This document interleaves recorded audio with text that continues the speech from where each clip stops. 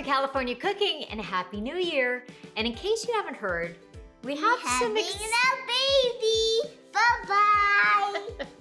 In case you haven't heard the news, we're having a baby. So we're excited for our new edition in 2022. We got a great show lined up for you today. First, we're starting off with something a little sweet, peanut butter coconut mochi balls, inspired by Lunar New Year, which starts next week. Then a hearty winter soup. It's my version of a minestrone. And risotto, it's one of those dishes, it's a little high maintenance, but you won't believe how easy it is to cook up this risotto with broccolini using this cool kitchen gadget. Christina Cho grew up running around her grandparents' Chinese restaurant. She recently wrote her first cookbook that exclusively focuses on Chinese baked goods. Christina and I got in the kitchen to make a sweet treat from the book for the Lunar New Year. Take a look.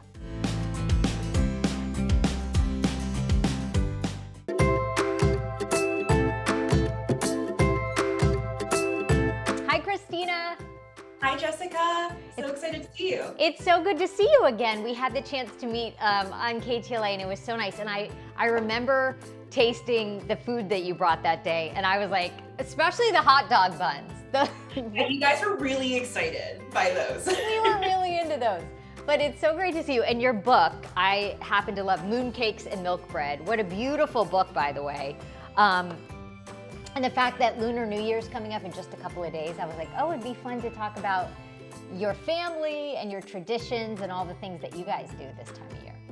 Yeah, I always get excited for Lunar New Year. It's nice because after we celebrate, I guess, like regular New Year, yeah. A few days later, we can celebrate again with some more food, dumplings, and things like that. It keeps the celebration going, frankly. Yeah, exactly, because January is kind of like the Monday of the year. So. No, you know what? That is well put. January is the Monday of the year. And I think that's kind of the spirit of Lunar New Year. It's all about gathering with your family or just like close friends. It's really just about the spirit of togetherness, coming together around really good food. I love your story too. So you grew up in Cleveland, Ohio, and we have that connection because I am originally from there too. But your parents, your grandparents, moved from Hong Kong to Cleveland, yes. Which isn't the normal trajectory, one might say, right? Right, it's not the normal trajectory. There is a small Chinatown in Cleveland, which you've probably been there before. So there is a Chinese community there, yeah. But I think you often hear about like the immigrant community in like bigger cities like Sure. San Francisco, Los Angeles, or New York. And so, yeah, I have the unique experience of growing up in a small immigrant community in Cleveland. And now, are there customary things that you and your family always have for Lunar New Year? Yeah, so Lunar New Year, I find it a very like poetic and kind of symbolic holiday because all the different foods that you have on the table like represent something, or like the purpose of eating it is to kind of like have prosperity in the new year or wealth. You see like dumplings a lot of times, like dumplings kind of look like little money bags, a little parcel. So the more dumplings you eat, the more wealthy you'll be in the new year. Or having long noodles, like you shouldn't cut them short or bite them. You want long noodles for like longevity and long life. And so my family always had kind of that array of food on the table. And I also had seen, is it red envelopes? Yes, yeah. Red envelopes are typically given to like children or like unmarried people. Like I think this year is my last year. I'm getting married in June. My last year that I'm gonna get red envelopes. I'm like cherishing it afterwards, and I will have to be the one to give red envelopes to like kids. And what a nice tradition. What inspired you to write the book? Was it, and I remember when I first met you, you said this is really the first cookbook that is about Chinese baked goods. I think like since the book has been released, a lot of people have been pleasantly surprised to learn about a different facet of Chinese food because there's a lot of savory Chinese cookbooks out there. We think of Chinese food and you think of like noodles or like fried rice or like Chinese American food. But for me growing up, I had a lot of very like sweet memories going to Chinese bakeries. And so I felt like that was a very unique facet and perspective about Chinese culture that just hadn't had the opportunity to be shared in mainstream media or culture. You know, I've had the privilege of going, my husband worked in Hong Kong for Okay. Quite a bit. I've been a couple of times with him, and it was my first time to Asia. It's such an incredible city. The food is amazing. Some of the greatest restaurants in the world. But what's so funny, Christina, is last night I'm going through your book, and I said, I'm gonna make the coconut and peanut mochi balls. He goes, what? That's my favorite dessert in Hong Kong. And I said, stop it.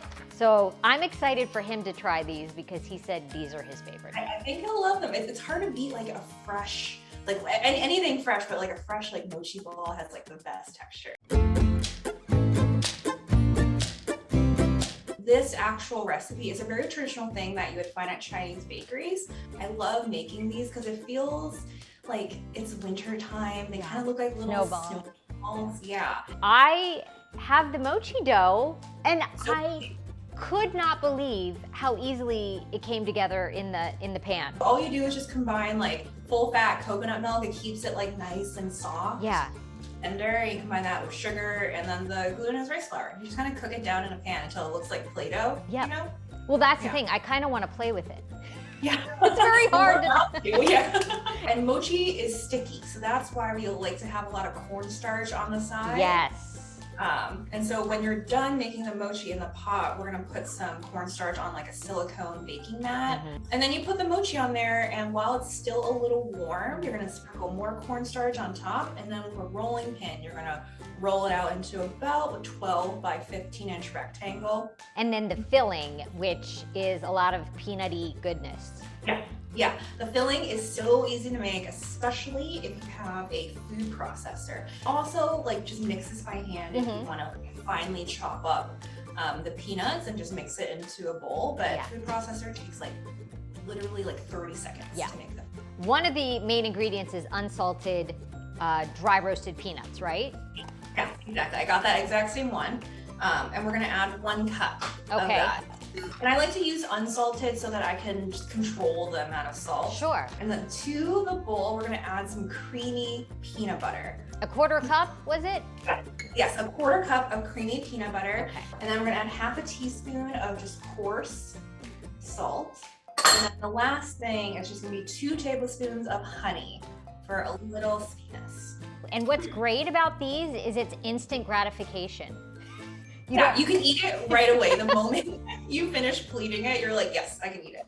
And now we are gonna pulse with our food processor. You want kind of like a coarse texture, but it should still stick. So after like 15 seconds, see how it's doing.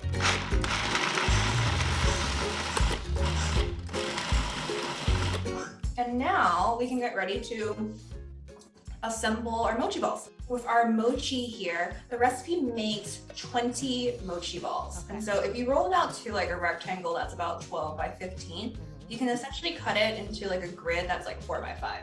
Start wherever you want. Take 1 square. Okay. Yep. Mine's a rectangle, of course, because I cut that's it. fine. Mine technically is also a rectangle. And you're just gonna scoop 1 tablespoon. And then put a little ball in there. And then you're gonna just fold the edges like over, kind of like a dumpling, if you ever made dumplings before. And if you just pinch it, it should just naturally like stay together. Right, so you don't want to see the filling. Yeah. Look at that. So easy. And then once we dust them in coconut, shredded coconut, they'll look perfect. Yeah. Look at this little cutie snowball. And then once you have a little guy, I like to put it in these like little, just if you want to be cute, you can put it in a little cupcake liner or not. Like I love it. I feel like Christina, you and I should try one together. Yum. What I love about this too is it's not too sweet at all. I write about that in my book about how like the highest compliment in like an Asian family is like, oh, it's not too sweet. Really? That means it's perfect. Well, Super happy yummy. Lunar New Year, Christina. Thank you. Happy Lunar New Year to you too. This was so much fun. And next time, we gotta make the egg tarts. Yeah, I'll come down to LA. We can make them fresh together. Thanks, Christina. Welcome. Who knew mochi was that easy to make? That was so much fun, Christina. And you know, Ari spent a lot of time in Hong Kong for work, and this happened to be one of his favorite snacks to eat when he was there. Let's see if he liked it. Peanut butter mochi balls. Let's see. How they measure up. Let's see how they measure up.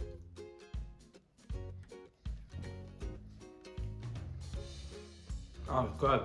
Is it like you're in Hong Kong again? Feels like I'm back in Hong Kong. Really? Not too sweet. Very nice. He did! He thought they tasted kind of like the real deal. Coming up, I'm cooking up a risotto with broccolini and sun-dried tomatoes using this really cool gadget that does all the work for you. But first, I'm stirring up a minestrone soup with as many veggies as I can find in my fridge and freezer. That's coming up next.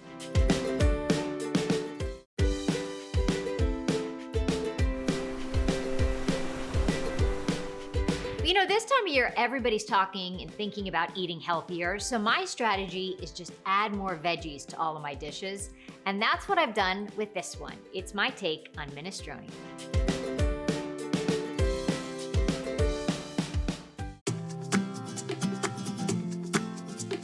During the winter months, and especially I think at the beginning of the year, I love to try to eat a meal that has more vegetables, you know, the spiel, lighter, all that. But really, if it doesn't taste good, I'm not interested. So I try to make it as appealing and as yummy as I can. And one of the things for me is a good soup. And it's better the next day, and it's better even the next day after that.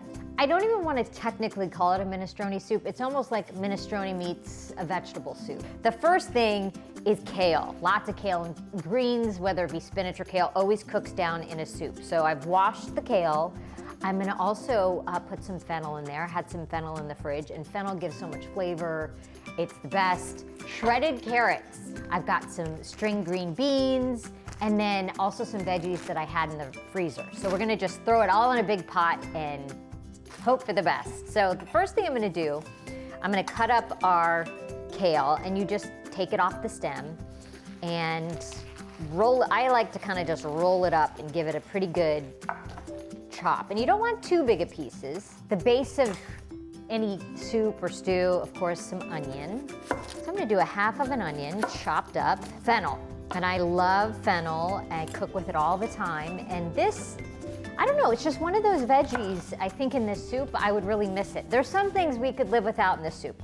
For me, the fennel's a must, because it kind of gives this anisey flavor to the soup. So what you do is you take the core out, and again, bite-sized pieces. But for now, I'm gonna get a few of these things in the pot and get going on our soup. To get our soup going, get the biggest pot you have, and I've put a little bit of olive oil in here, and then I have another smaller pot.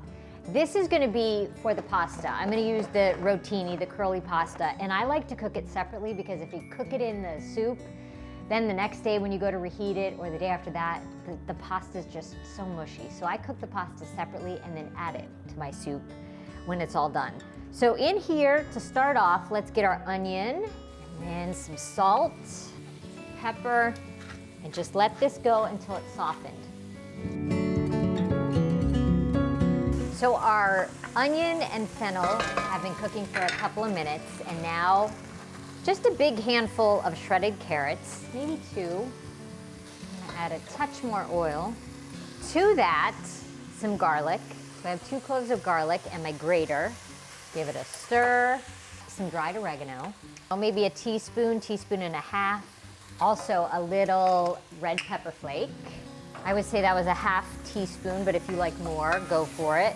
This is now starting to get nice and soft. Because I happen to have some fresh thyme, I'm gonna put in some fresh thyme, but you don't have to. This one was just because I happen to have it. Crushed tomatoes, again, some salt, and I'm just gonna cook it for a minute or two.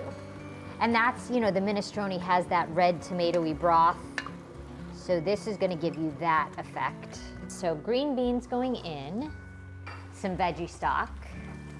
You could do 2 boxes of veggie stock or chicken stock. I'm gonna just add some water. This is such a great trick. So Parmesan cheese rind, and you pop that into the soup, and you just let that cook, and it gives this incredible flavor to any soup. We can't forget about all of our kale. So all of our kale goes in. Our water's boiling for our pasta. So I'll just go ahead and get that in. So you wanna salt your water. I've got the curly rotini. It takes about 7 minutes. So So the soup's been gently simmering for a couple of minutes. The green beans still are al dente. I want them cooked a little bit more, but now is when I'm gonna add the white beans. So I have white beans that I rinsed and drained. So here's where I kind of go to my freezer section, and I have some edamame, I have some peas and some corn, and I'm just gonna add those in because these really only need to heat through. They don't need to cook until they get mushy. Look at all the veggies in our soup, you guys. Our pasta's done. I just tossed it with some olive oil to make sure it doesn't stick. So that's ready for us. And now we'll just let this go probably another 5 to 10 minutes.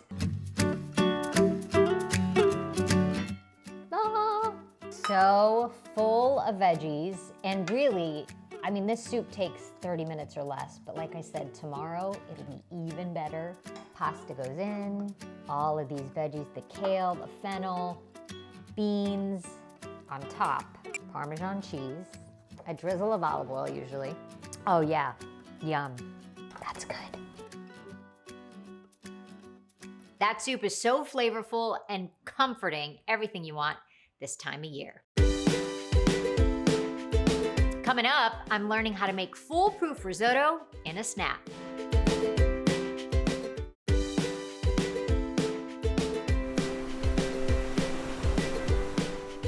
Risotto can be kind of a tricky dish to make at home, but this recipe is restaurant quality. Thanks to a one-of-a-kind kitchen appliance, our sponsors at Thermomix showed me how to make risotto with broccolini and sun-dried tomatoes using their one-pot wonder. Take a look.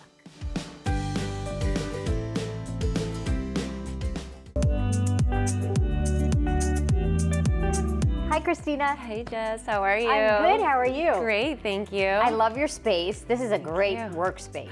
Yeah, isn't it amazing? This Yeah. is our recipe test kitchen here in Thousand Oaks, where all of the recipes that we create for the US and Canada are actually developed here, Really? tested, and then put on your Thermomix. That's cool. Yeah. And the machine, I think, is one of those things that I think there's people that love machines in their kitchen. Yes. And then there's people that just want simple, they want their knife, their cutting board, their whatever. Yeah. But this, it's kind of crazy how it does so many things. I know. Right? I mean, you can kind of eliminate a lot of machines in your kitchen with that. So with the Thermomix, you can get rid of, your stand mixer, your blender, your steamer, your food processor, even your stovetop in some Wow. cases. I am total amateur cook, and for me, it just makes it super simple because it guides you through the recipe. It weighs all your ingredients for you. It tells you exactly what to do. So it sort of takes the thinking of it.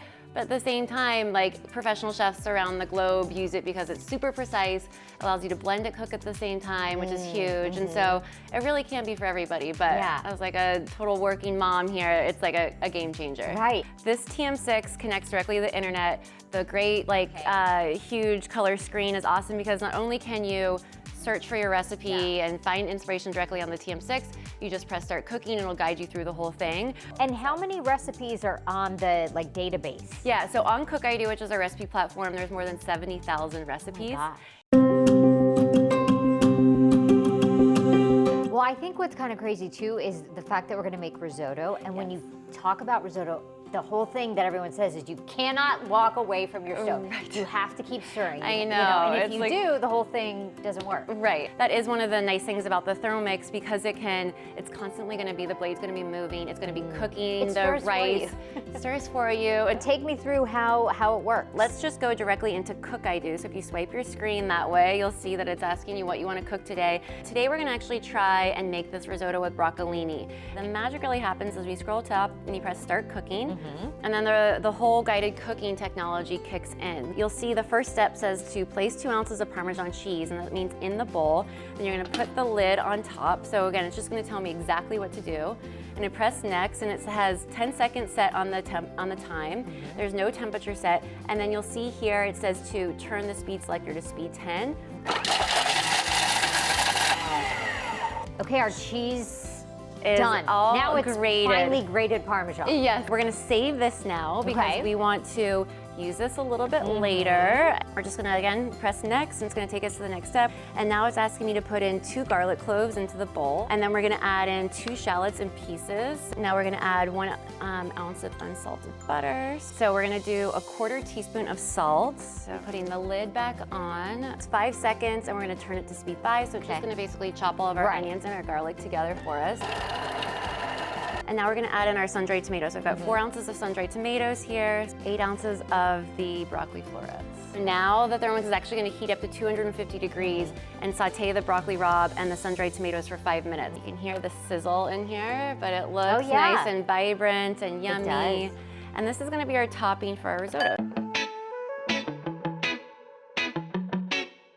Now we're gonna add in our risotto rice. So we've got 11 ounces of risotto rice here. We're turning this on, we're gonna cook it for 3 minutes. It's basically like toast the rice a little bit for us. With the butter. Okay, so we're gonna add in 29 ounces of water. We're gonna follow what it says on the screen, which tells me to put this lid on, and then it's gonna have me put this, which is called a simmering basket, because it's actually going to allow steam to be released, but also diffuse it so the right amount of heat is staying inside the bowl. Now we're gonna turn it to speed 1. The reverse blade is on, and it's gonna cook for 12 minutes, and then we're gonna have our risotto. It's done. The risotto's done cooking. Is that creamy? So creamy. We're gonna add the broccoli rabe and the sun-dried tomatoes, all the like delicious shallots and everything in here. Time Shall to we? taste, please. Be my guest. Perfectly cooked. Yes. It is perfectly cooked. So creamy, flavorful. I love the like oils that are all soaked into. Christina, well done. I'm glad I didn't distract you too much. No, you're a great assistant to my kitchen assistant with Thermomix, so. You can't distract the Thermomix. No, you can't, exactly. That risotto was cooked perfectly, thanks to Thermomix. Well, that does it for us. Thank you guys for being here, and we'll see you next time. Peanut butter mochi balls. I don't understand. Okay, you've had the mochi ice cream? Well, inside is peanuts and peanut butter instead of ice cream. Did you like it? You just don't want to finish it? Okay.